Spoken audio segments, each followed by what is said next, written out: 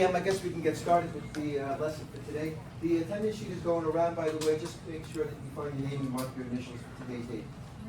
Why is everybody marking? Oh, yeah, that's correct. Well, maybe that's their initials. Just put your initials.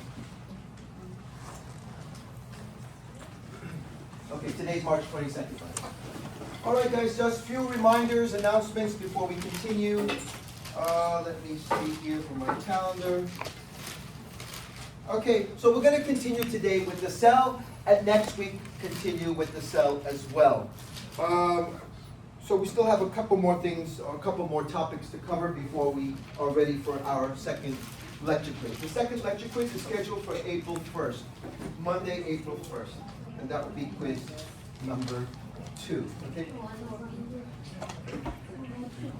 April 2nd, that's it. First. Okay. Quiz 2 will include everything from lecture 6 to 11, which is the discussion difference between organic and inorganic, and up to what we discussed about the cell and the cell parts and organelles. Okay, so we will cover as much as we can about the cell today, and on Monday continue where we leave off. Okay, I think that's all the announcements that I have for lecture. So let's begin, therefore, with today's lesson, and this is introducing now the cell. And we're going to discuss, first of all, the definition of what a cell is. Okay, so let's see, first of all, who remembers and can define what is a cell? Who'd like to take a try and define what is a cell? Yes? Please. Smallest living unit of organism. The smallest living unit of an organism. Very good. The smallest living unit of any living thing, whether it's a tree, an animal, or a human. Okay, so that smallest living part of anything that's alive, of any living thing, of any organism, the smallest living part of it is called the cell.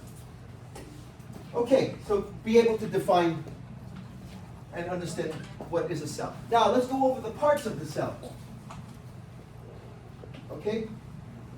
So, let's open up a different diagram. Let's turn to chapter 3. Now we're in chapter 3 of the American textbook, and if you're using OpenStax, I believe it's also chapter 3.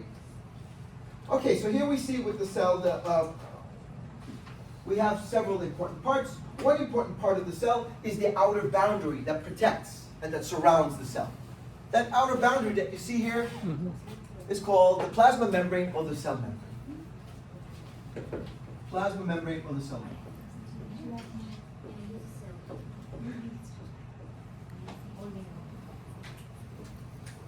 Okay, so let's take a look at the plasma membrane. And one important thing about the plasma membrane, if you look at it, it seems very simple and thin.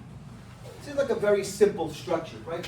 But if we magnify it much larger, we'll actually appreciate that it's actually more complex. As you can see from this figure,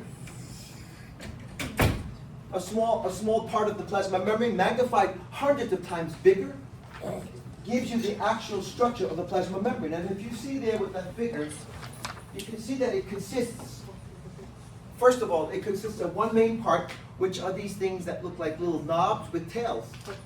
The phospholipids. Very good. So one type of lipid that we find here, the main part there of the cell membrane are the phospholipids. And you can see there are many examples, thousands and thousands of examples of phospholipids.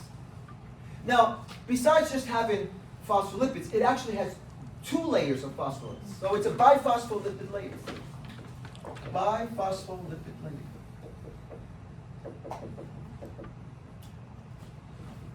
In other words, 2 layers of phospholipids. One layer you can see right here with where the phosphate heads are outside and the tails inside.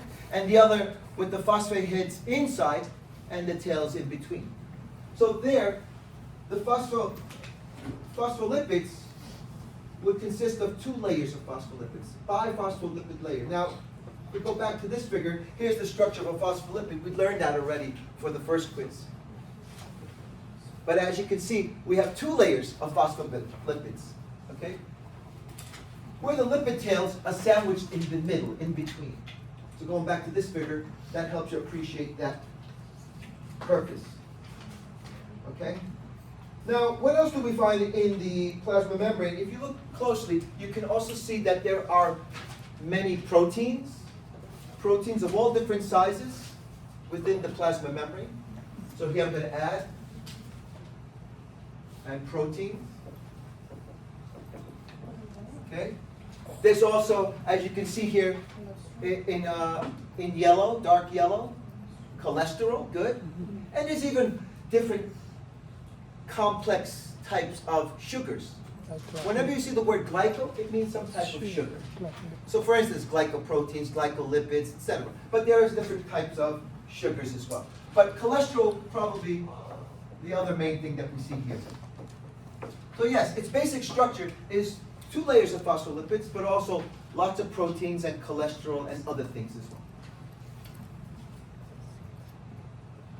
So because of this complex structure, because it has this complex structure, the plasma membrane is semi-permeable. Semi-permeable. What does that mean? Can anyone tell us? Yeah, it will. It allows certain things, some things to go through it, Good. right? Good. So certain things can go right through the cell membrane because it is semi-permeable. If it were impermeable, it wouldn't let anything through. But it's actually semi-permeable. It allows certain things easy enough to go through and other things not. So yes, certain things can pass through because of its semi-permeability. Anybody else need the sign-in sheet? Okay. All right, so let's take a closer look at the cell membrane, or the plasma membrane. Okay, as you see it there will be 3 variables that will determine what things can pass through. 3 main variables.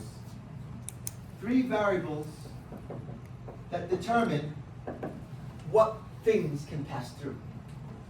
Okay, so first of all, one important variable is the membrane's permeability, the degree to how permeable it is. The membrane's permeability.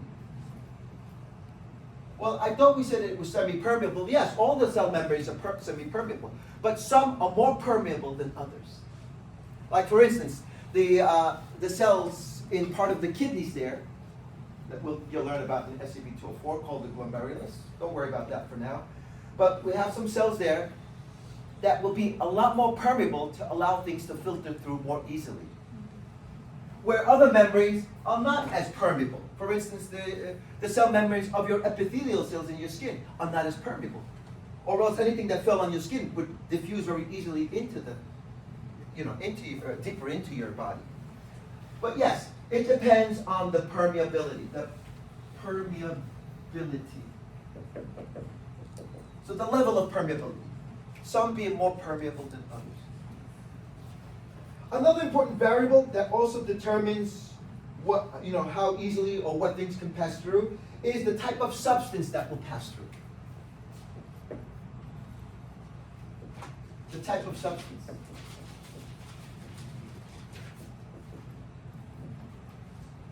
Okay, type of substance. So, for instance, there are certain substances that can pass very easily, like water, or very small electrolytes. But other things that are too large might have more difficult time passing through. Like a protein is too big. Okay? So it depends on the type of substance to determine what things can pass through. And third, one last variable, is the concentration of the substance. The concentration of the substance. As we already saw with diffusion, the degree of concentration of a substance will determine its movement. Right? So if it's more concentrated outside of the cell, say we have some substance here like salt, more concentrated outside than in the cell, then it will most likely determine and help that move from outside the cell through the membrane and into the cell. So the type of substance, but also the concentration of it, will make a big difference in how well things can pass through the cell membrane. Okay, so those are some 3 important variables that we will discuss with the things being permeable through the membrane, being able to pass through. Okay, now, if we see on this cell, I don't see on that cell membrane, going back to that picture, I don't see that cell membrane really has any projections from the surface. But some cells may have projections on the surface, like finger-like projections. If I drew a cell with projections like this, like finger-like projections, Right, they're called microvilli. What it would do is if a cell has microvilli, this one doesn't, but if it had microvilli, it would increase the surface area. Okay. Now, what would be the purpose of increasing the surface area? Sarah? For greater absorption. For greater absorption. Right. So cells that have microvilli, like in the small intestine, will have a lot more absorption than other cells throughout the body. That increases the surface area. So this is a cell, nice size cell with, a certain amount of surface area. But if I had finger-like projection, that would even increase the surface area a lot more for better and greater absorption. So the purpose of that, I don't see any of these cells have that. By the way, these are not microvilli. This is something that we see in nervous system cells. They're called dendrites. Yes. So don't worry about that. You'll learn about that in SCB 204. But let's see, maybe there is a sample cell that has microvilli. I don't think any of these pictures show microvilli. However, you will encounter them when you look at the small intestine in SCB 204. Okay, so I'll just go back to the main diagram again. Okay. Now, let's talk about the proteins in the membrane. Let's go back to this.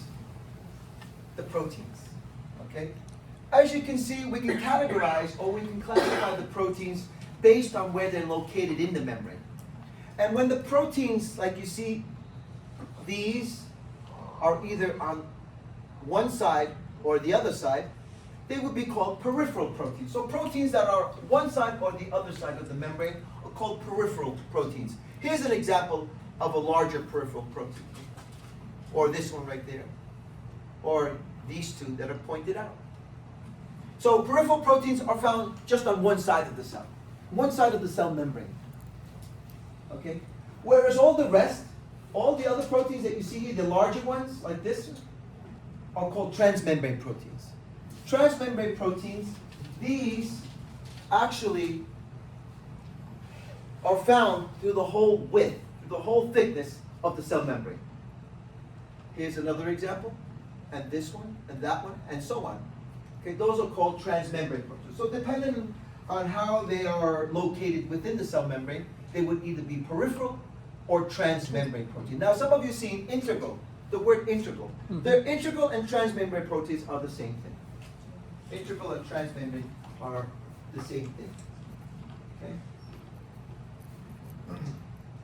So those are just two different synonyms for the same type of protein. But let's take a closer look at the functions of these different membrane proteins. Functions of the membrane proteins.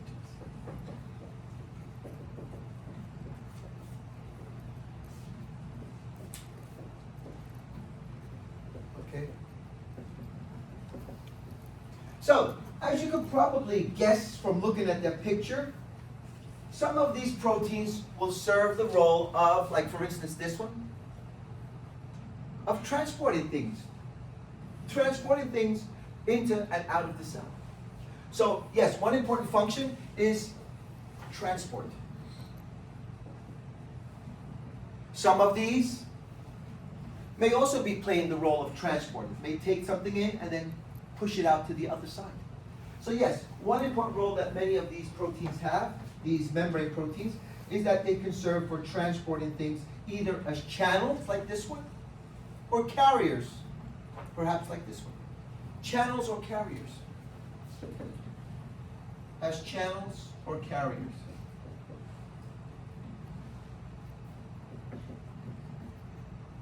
Okay? So that's one main role, for transporting things. Another important role that these membrane proteins have is that they can act as receptors. They can act as receptors. Now here it doesn't specify what these different membrane proteins are doing, but we can imagine this one perhaps is acting like a receptor. It has something here that's sticking out that can act like a receptor to pick things up, to receive things, right? So they can act as receptors. Okay, I think there was a figure here somewhere. Let me just check. A little table. Here we go. A table that actually reviews the different functions of proteins. Again, the first two, channels and carriers for transporting things. Others can act as receptors, like there's a receptor site that it can pick some chemical up, attach it, and then produce some type of reaction. What else? Membrane proteins can also act as enzymes. Here's an example of a protein, membrane protein, acting as an enzyme. And we already learned about enzymes, right? Enzymes will increase the rate of some type of chemical reaction. Okay, so we don't really have to go more into depth about that since we already studied what enzymes do. But yes, some of these membrane proteins can act as enzymes. Also, they can provide structural support. Here is a couple of examples of membrane proteins that are providing structural support.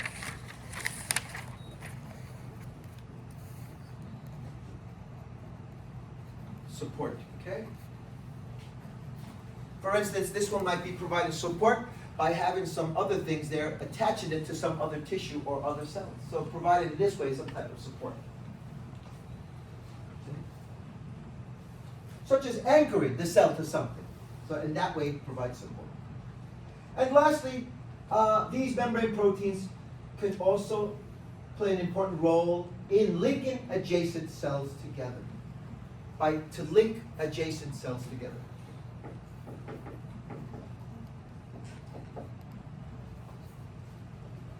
Adjacent means cells that right next to another one. Right? Adjacent means. So your adjacent classmate is the student right there. Okay, and your adjacent classmate is right next to you, and your adjacent classmate is next to you. Anyway, it means the cell right next to it, right? So it links cells together. Links cells together. An example we saw was what we saw with epithelial tissues in lab class, where the cells are very closely and tightly held together. And how they held together? By proteins like this. So these are some of the many roles that these different membrane proteins can carry out. Okay, that nice little table there is on figure 3.5 in chapter 3 of the Ammerman PowerPoints or textbook. Questions about some of these functions of the proteins in the membrane? Any questions? Okay, so now that we're actually did discuss or introduce transport through the cell membrane because of semi-permeability and also because it may have channels and carriers to help transporting things through. So let's take a closer look at transport across the cell membrane. Because the cell membrane is semi-permeable, we want to see how things move across the plasma membrane, how things go through it, right? So therefore, we can now discuss transport across the cell membrane.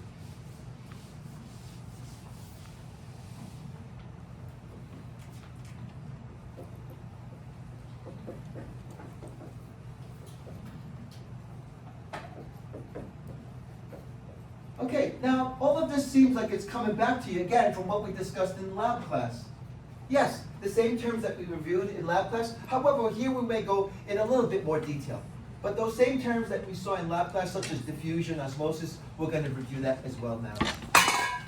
So you can see that at times, lab and lecture material will actually be complementary, will complement each other. At times, it will be parallel to each other, such as when we start to study muscular system, we probably will do muscular system in lecture and muscular system in lab. So that's what I like about the course, that both things do complement and sometimes even go parallel to each other. So this is one example of material that we've already learned that we're going to also complement with what we're learning here with transport across the cell membrane. So let's turn to a different picture. Okay, remember the cell membrane is semi-permeable. It also has proteins there that help in transport. But we want to look at the different transport mechanisms. So for that, we'll change to a different figure. We'll come back to that in a moment. But let's look at, first of all, the passive forms of transport. We'll put here Roman numeral 1 for the passive forms of transport.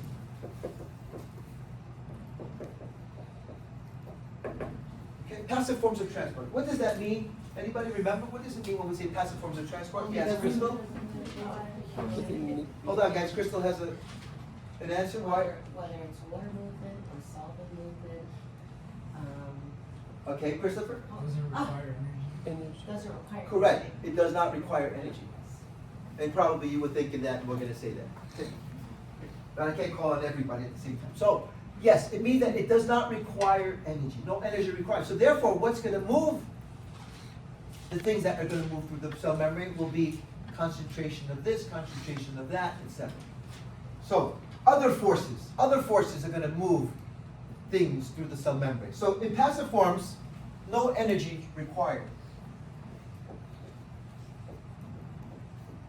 But rather it will depend on other factors, on other, we could say, forces or factors.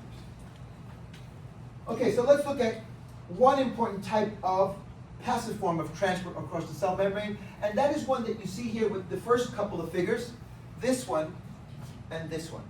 In fact, we can see it with an experiment right here. Okay, I think that may, no, that doesn't help. That doesn't help because there's a membrane that's in between two solutions that does not let things go through it. So first of all, you have to have semi-permeable membrane. So let's go back to this figure. And the cell membrane is a great example, the best example of a semi-permeable membrane. So in the first type, number one, we have some type of diffusion. Now we learned about diffusion in lab class, but we do have two main types of diffusion. Okay, two main types of diffusion. Let's talk about the first one. The one that's most simple that we already discussed in lab. Simple diffusion. Simple diffusion.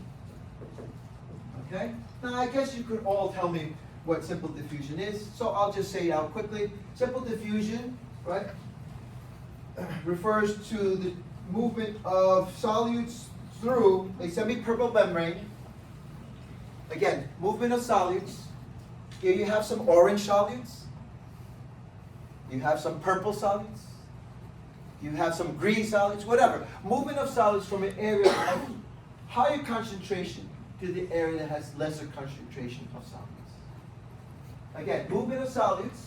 So simple diffusion is simply movement of solids from an area of higher concentration of solids to the area that has lesser concentration of solids. In both examples, you can see that. In this one and this one. However, we're going to look at simple diffusion first. And in simple diffusion, you see the orange and the purple solids? It doesn't matter what it is. Maybe it's salt, maybe it's sugar, maybe something else. But you can see that the solids are more concentrated outside and less inside. That the diffusion of these solids would move it from outside and into the cell. The same with the purple solids. The purple solids are more concentrated in the cell and less outside the cell. So the purple solutes, whatever it is, maybe it's sugar, will diffuse from in the cell and go out of the cell to the area that's less concentrated. Okay? So that will be simple diffusion. Two different examples here for simple diffusion. Okay? What is the difference between simple division and the diffusion of cell? The next one. So we're going to talk about the next one in a moment. Okay? But first, understand what diffusion means simply, and this would be simple diffusion. This type of diffusion where the solids are going to move through the membrane dependent on its concentration. Now your classmate is saying, what about the other type of diffusion? The other type of diffusion is the one that you see in figure B. Facilitated diffusion. Facilitated diffusion. Let's pause for one moment and understand what the word facilitate means. It comes from the Latin language, which means facile, which means to make easy. Okay? Okay, so the word facilitate or facile means to make easy. Now, can anyone guess what is making this type of diffusion easier? The proteins, right. Proteins that are either acting as channels or carriers. So protein channels and carriers make this type of diffusion easier. Same concept. Diffusion of solutes, right?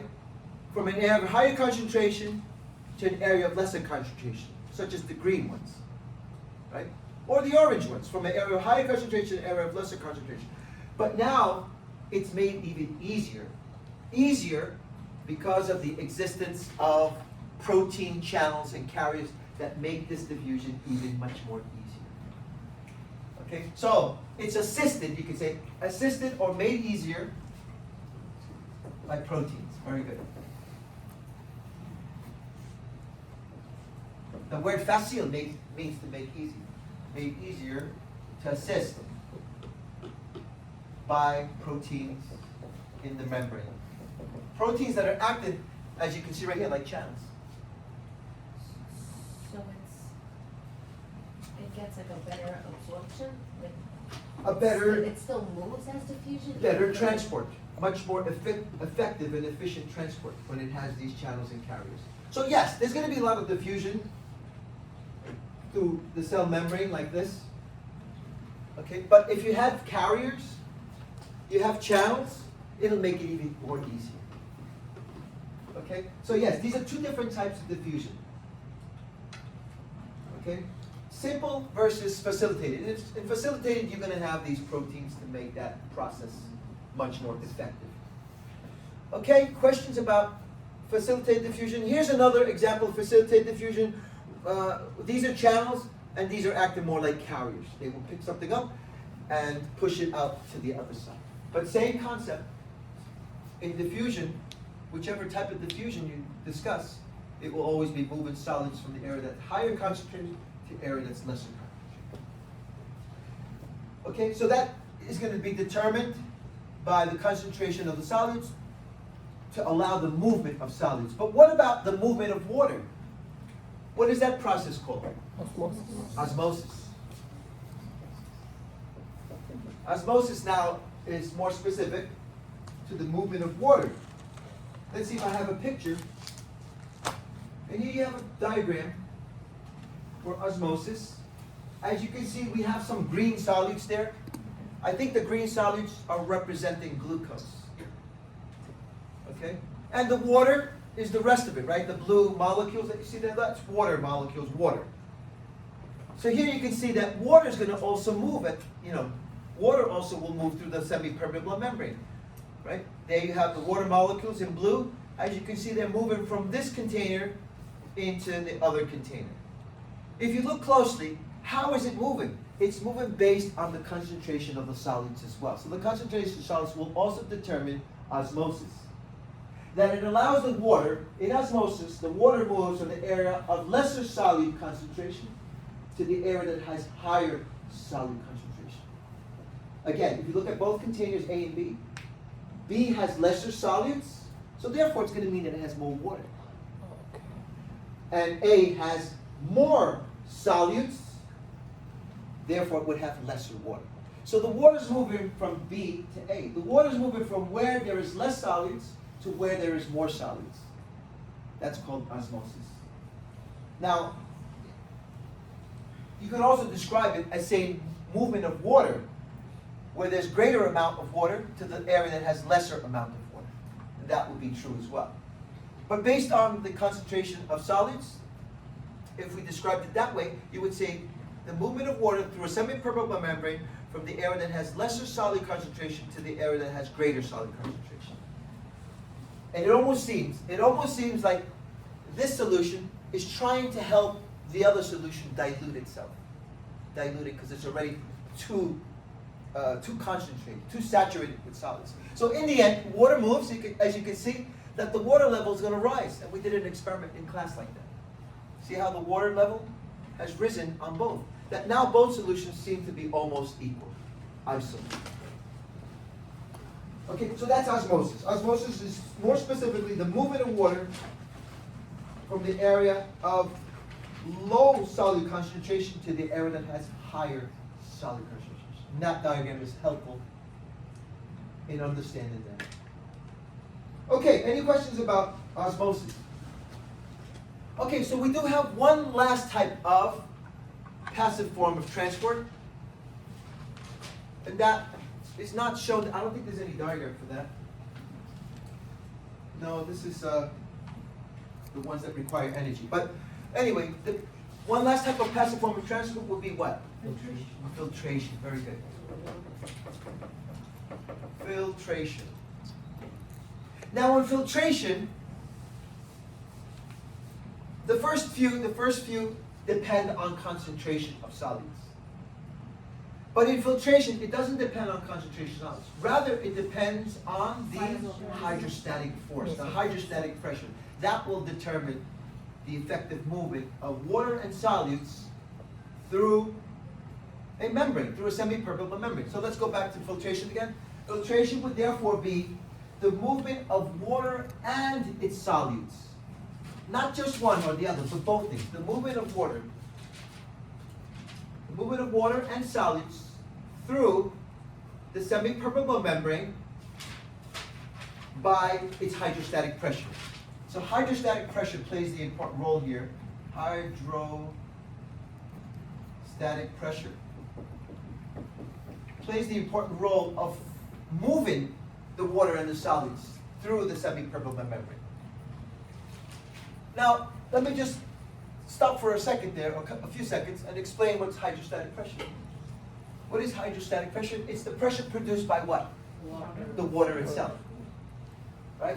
So I don't have a filter, but if I had a filter and put this upside down and open the top, you would see that the pressure from the bottle, because there's certain pressure in the bottle, because of the presence of water in here, that certain pressure would force the water and any solids in it, if there's salts or whatever in it, would force it through the membrane, which would be such as, for instance, a filtered paper. Would force it from the area of higher pressure to the area where there's lesser pressure. So how does hydrostatic pressure work? It works by the pressure of the water forcing things from an area of higher pressure to an area of lesser pressure. This is how water gets to your shower head. This is how water gets to your kitchen sink. Because the pressure in the pipes under your house are extremely high. That pressure forces the water into your shower head, even if you live on the 50th floor of a building. Okay? So without that pressure, water wouldn't come up to your shower head. And that happens with filtration. With filtration, that hydrostatic pressure produces a certain pressure that moves the water and solids from an area of higher pressure to the area with lesser pressure. So that involves this force called hydrostatic pressure. Okay? Any questions about filtration? So no energy involved, doesn't depend on concentration of solid, it depends really just on the pressure. Okay? This is how your kidneys filter your blood. Do you have to be standing up? No. You could be lying down, you could be doing yoga upside down. Whatever, still there's filtration in your kidneys. So if I did it with this experiment, you'd probably say it's gravity. But it has nothing to do with gravity. It has to do with the pressure of the water that builds up. Okay? And you could actually prove that by looking at someone's kidneys. They're filtering blood even when you're sleeping, lying down. Okay? They have to be working. Your kidneys are working 24 hours a day. They don't just work when you're awake. They work at night too. Okay, so that would be one example there of filtration at your kidneys, right? Okay, now, up to there, questions? All right, so now Roman numeral 2 would be the other forms of transport. Okay? Okay? Yes, good. Active transports. Active forms of transport. And then we have one last type we'll review in a moment. But active forms of transport, these require energy. Require energy in the form of ATP.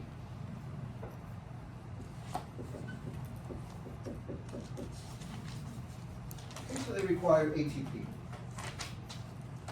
What is the ATP needed for? The ATP is needed so that it can run a pump. A pump that's going to force solids. Requires ATP to run a pump. Let's see if I have some examples here of active transport. And on the next page, figure 3.10, you can see there one type of active transport where you see two different solutes, sodium and potassium, being forced through the membrane. Why is it being forced? Because it's going against its concentration gradient. It's going from an area of lesser concentration to an area of greater concentration of solids. Okay? So there we can see sodium, potassium examples, okay? you can see that in the cell, let's just focus on the purple ones first. In the cell, there's very little sodium. Outside of the cell is very highly concentrated with sodium. So you would probably expect that sodium would not move out. It would rather just stay in there.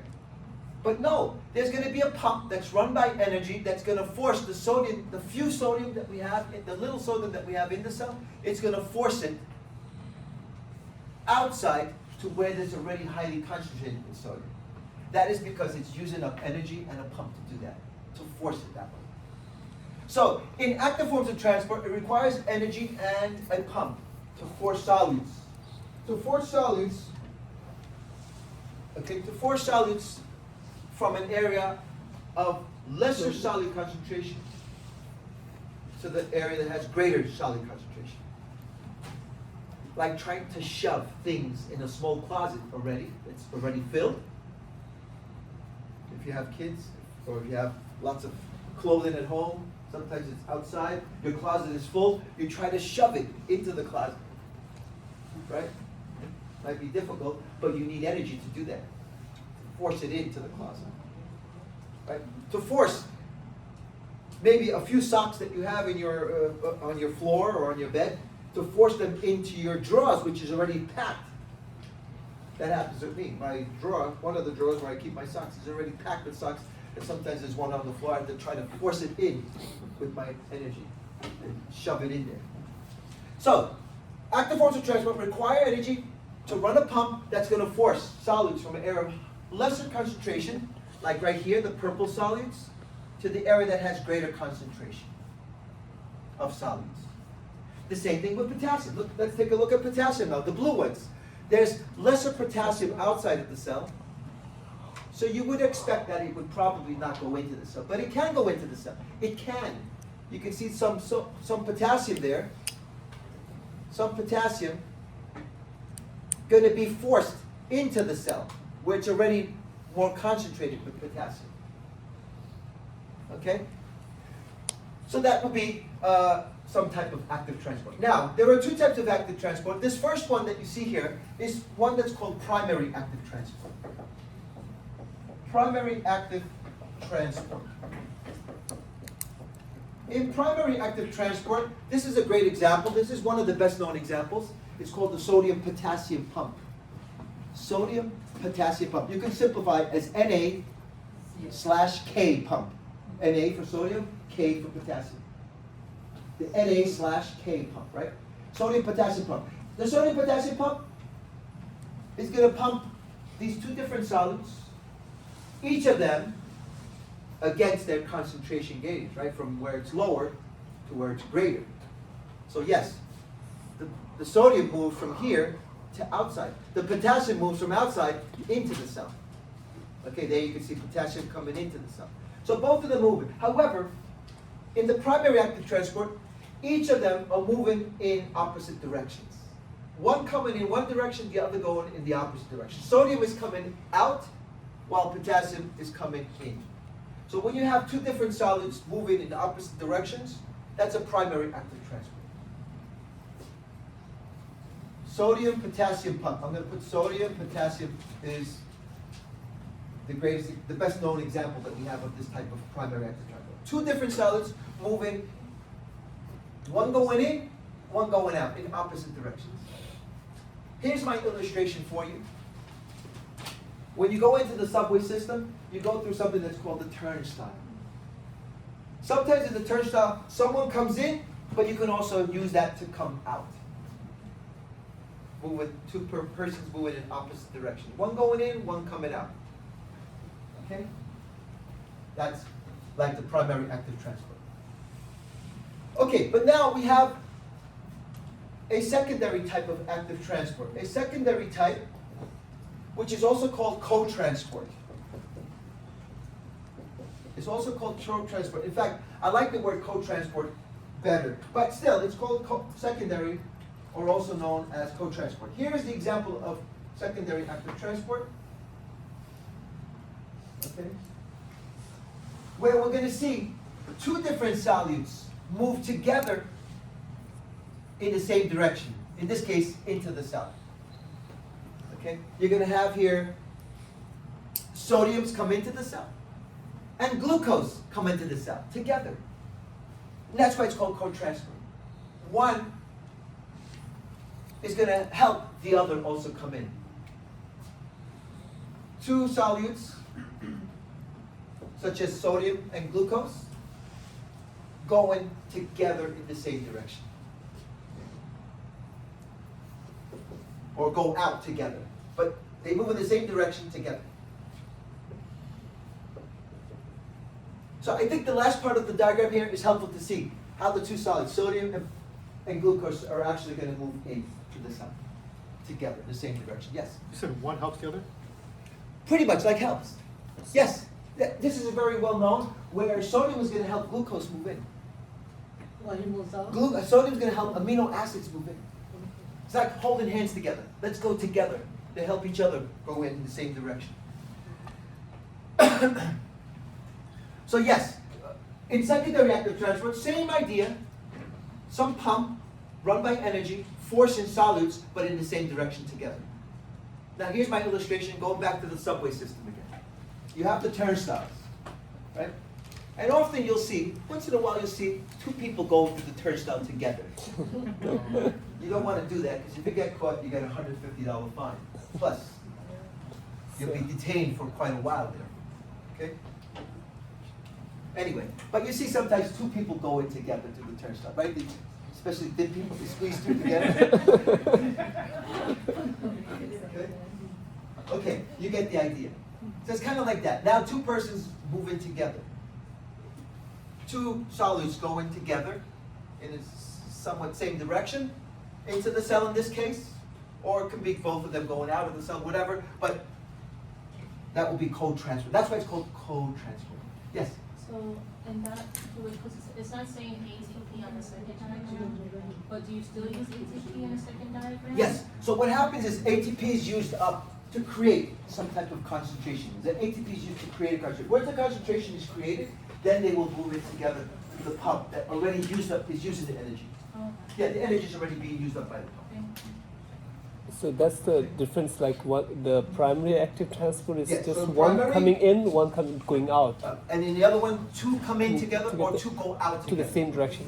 In the same direction. Okay. Okay, now, we do have one other type of transport. Roman numeral 3. In the textbook, I don't know if it says Roman numeral 3, it might just list afterwards one other important type of transport. But we refer to it as vesicular transport. Vesicular transport. Any idea what that means, vesicular transport? Through blood. Through blood. What will be involved in vesicular transport? Blood. What? Vesicular transport will involve, you think about vascular, Oh, not yeah. vascular, but vesicular. Vasectomy? It will involve, it will involve Vesicles? vesicles, very good. Secretory vesicles, right? Vesicles. Vesicles are bubble-like structures that we have in the cells. Bubble-like structures that can carry things like water and solids. So let's go back to the diagram here of a cell. And there you can see in the cell, we have, I'm not sure, that might be a vesicle. This looks like different sizes and different examples of vesicle. That looks like a vesicle too. Regardless of it, here's some good vesicles. And here you see a vesicle that's actually transporting things out of the cell. But it can also transport things into the cell. So that's called vesicular transport. Vesicular transport requires energy to help a vesicle move things through the cell membrane. It requires energy. Energy needed. So it's not an active form of transport, but it is a form of transport that does require energy as well. Energy that will be used for the vesicle to move something in or out of the cell. So let's see if I have any pictures here for vesicular transport. Okay, so that we can actually review the different types of vesicular transport. Here we can see one type of vesicular transport that's called endocytosis. Here we can see the vesicles forming, and it pulls in something, a bacteria or some other substance, It pulls it in and it transports it into the cell. How? Through a vesicle. Now the vesicle here is called the phagosome.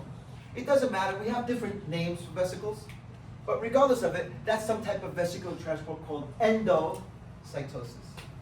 In endocytosis,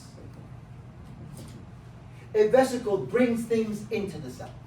That's the key word. Endo, to bring in. Endo means enter.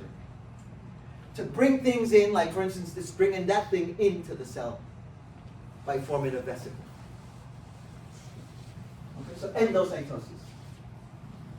Can anyone guess what would be the opposite of endocytosis? Exocytosis. Let's see if we have that. These are all, by the way, these are all other examples of endocytosis. See? We bring in these molecules. We might bring in even water. We might have, for instance, complex things to help grab the things and bring it into the cell. But regardless of it, all of these are examples of endocytosis. Some type of vesicle forms. But the opposite would be exocytosis. That we can transport things out of the cell as well. Out of the cell. So let's see an example of exocytosis. And here's exocytosis. Okay, where vesicles carrying something can reach the surface like this, and then pop open and release the substance out of the cell. Transported it this way out. Exocytosis. So endo to transport things into the cell, exo to transport things out of the cell. Both of them are using some type of vesicles. Again, vesicles are like bubble-like structures that can carry things. If we go back to the previous diagram, in endocytosis, you have different varieties of endocytosis. We're not going to learn that. You know, we may talk about phagocytosis and pinocytosis.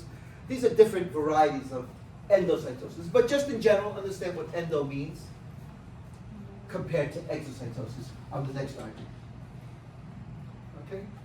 So these forms of transport will require energy and will form vesicles. That's why it's called vesicular transport mechanisms. Okay, questions up to there. So one last important thing here about the plasma membrane. So almost a whole class just for plasma membrane. But one more important thing here about the plasma membrane is that you see here, or we can go back to the other diagrams just quickly for a moment. As molecules, as electrolytes are moving through the membrane, which, you know, regardless of which way it's moving, as ions, solutes, electrolytes, molecules, etc., as all these different things are moving through the membrane, it will establish and set up. It will set up and establish concentrations of different solutes on one side versus the other side. That will determine something that's called membrane potential. So now we're talking about a different concept, not transport anymore, but some new concept that's called membrane potential. Let me discuss what membrane potential is. Let's go back to that last picture you saw a moment ago, right here. And you can see that on one side, you have a lot more positive ions, on the other side, more negative ions. As you can see from that figure, there is clearly a difference between the outside and the inside. That much you can see, correct? You can see there's a clear difference between outside and inside, comparing the concentration of the different ions. So more positive outside, more negative inside. That is what is membrane potential. So let me give you sort of a definition. Membrane potential is the difference of charge across the plasma membranes. The difference in charge across the plasma membrane. Here's the plasma membrane, and you see that there's a very clear difference in charge across the plasma membrane. That is produced by the movement of ions. The movement of ions through the membrane. As more potassium goes out, it makes it more positive outside. More chlorine comes in, it makes it more negative. So that's why that difference in charge is established. Right? Okay, anyway, that plasma membrane, that membrane potential can change. It can become all of a sudden negative outside and positive inside. But it will always be some type of difference there. a sort of difference that we call the membrane potential. So that difference in charge across the plasma membrane, determined by ions moving, is called the membrane potential. Difference in charge. Okay? We will discuss membrane potential and different types of potential as well, like resonant potential and action potentials when we look at muscular system, and also when we discuss, when you discuss nervous system in SCB 204. But that membrane potential is produced by the movement of ions going in and out. And it sets up there a difference in charge. A difference in charge. Okay, questions about the plasma membrane? Okay, no questions. So I guess we can move on for the next few minutes. We can now introduce the other parts here of the cell. So let's talk about other parts of the cell, such as the cytoplasm.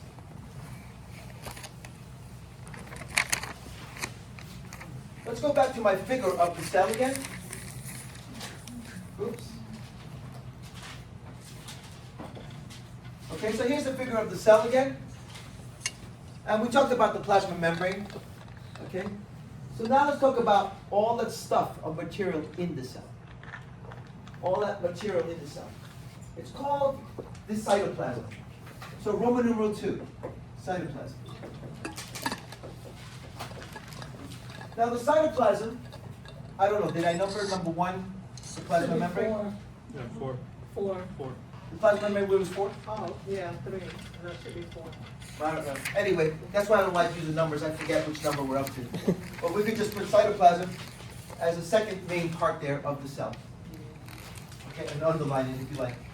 Okay, so let's take a look at the cytoplasm. The cytoplasm is made of 3 things. So let you guys help me. You should know this. You help me. First thing, Cytosol, cytosol. organ. Cytosol. Let's pause for a moment and discuss cytosol. The cytosol mainly consists of the water that we have there, or the fluid in the cell, and all the solids that are dissolved in it, like electrolytes, nutrients, and other solids, right? So the water and the solids that it has is the cytosol. H2O and solids. Now, for practical purposes, many books, many scientists, biologists, when they say cytosol, they're really referred to cytoplasm. So they'll use the words interchangeably, cytosol and cytoplasm. But you now know what is the difference between these two words. Cytoplasm is everything. Cytosol is more specific to the water and the solids that we find in the cell. Okay? Okay, so let's take a look at, oh, by the way, the cytosol is also sometimes referred to as the intracellular fluid. Intracellular fluid. Intracellular fluid. The fluid inside the cell. Extracellular would be the fluid outside of the cell, but we haven't discussed that yet. Anyway, number 2. So that's one part. Number 2, another part of the cytoplasm, cytoskeleton. Good. So I like the way you're describing it. I like to leave the organelles for last. Cytoskeleton. Okay, cytoskeleton, if you look at that figure, you can see some very thin, like, threads or lines, like these or these. Right, here's a lot of, looks like lots of little threads and lines, hairs. That forms something referred to as the cytoskeleton. Okay? Just like any other living thing, your body has a skeleton, animals have a skeleton. Most animals, right? I don't know about squids. But it must have some type of skeleton that gives it structure. Anyway, we have here in the cell something that's called a cytoskeleton, a network of protein filaments, and microtubules. A network of filaments and microtubules. Okay? Those structures, the cytoskeleton, give the cell structure and shape. Without it, your cell would just drop like a blob and evaporate. but it's given it some sort of structure and shape. Okay? It also helps to hold the organelles in place. Helps hold the organelles in place.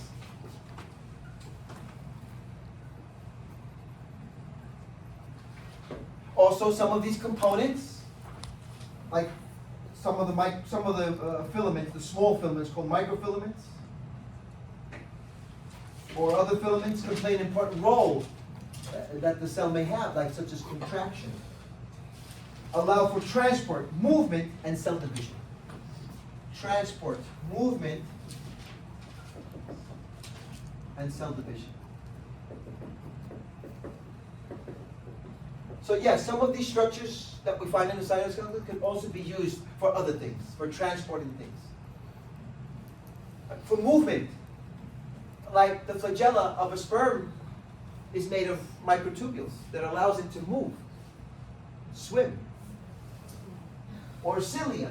Cilia is made of microtubules, which is also part of the cytoskeleton. And those microtubules moves things along the surface of the cells. Cell division. The spindles of cell division, called mitotic spindles, they play a role in cell division, and they are made of microtubules. So a lot of these small things that make up the cytoskeleton are also used to make up other parts of the cell. Okay? Which we probably will look at next week. Okay? But now, lastly, before you leave, number 3, the organelles. And why are they called organelles? Because early scientists, when they discovered and studied the cells with microscopes, the very first early microscopes that were very rough, okay, they saw these structures and they found that there was these little tiny structures there in the cell, and they had different functions. They act like the tiny organs of the cell. That's why they're called organelles. The organelles are those different structures that are in the cell that have specific functions. Those small structures in the cell that each have a specific function.